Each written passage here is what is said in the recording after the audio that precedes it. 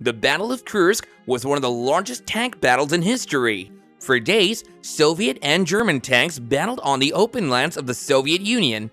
The tank led by Rudolf von Ribbentrop, a junior company commander, was right in the action. He was with the 1st SS Panzer Division near a town called Prokhorovka. After fighting hard for 6 days, the 2nd SS Panzer Corps was close to Prokhorovka. This corps was led by Paul Hausser, a top SS leader. On July 12, 1943, a big tank battle was about to happen near this town. The German SS Panzer Corps had 3 divisions, the 1st, 2nd, and 3rd. They planned to attack the Soviets at Prokhorovka, but the Soviets had their own plans. They wanted to hit back at the Germans near the town. They moved the Soviet 5th Guards tank army close to Prokhorovka. This army was big, with about 850 tanks. On July 12th, they used 500 of these tanks and guns to attack the Germans. They did this in 2 parts. 430 tanks went first, and 70 tanks followed them.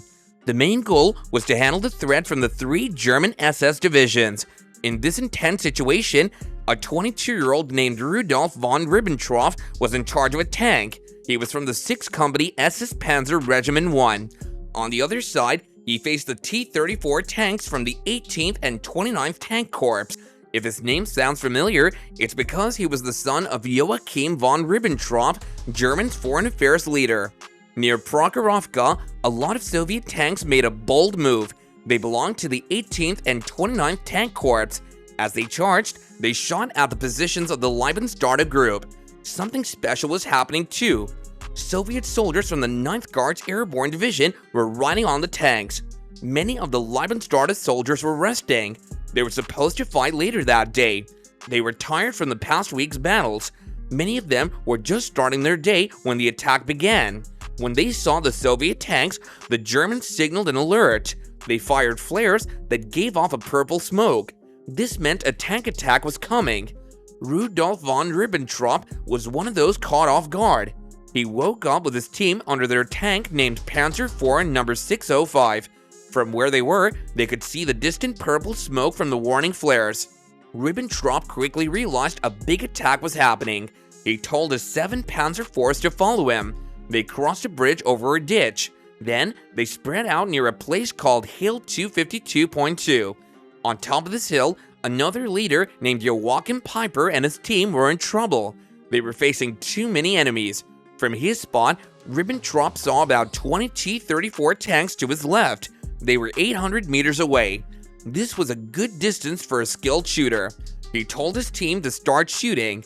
In a few minutes, many T-34s were on fire. The threat from them was over, and Ribbentrop's tanks didn't get shot at. Challenges grew for Ribbentrop and his panzers when they saw Soviet tanks from the 29th Corps, mainly the 31st and 32nd Brigades. Later, Ribbentrop recalled, suddenly, many tanks about 150 meters away were charging from Hill 252.2. In the thick of battle, his Panzer Force were isolated ahead of their main team. As Ribbentrop ordered a shot, his nervous driver hesitated, but quickly they aimed and struck a T-34 just 60 meters out. Popke's tank exploded. He later died from the wounds.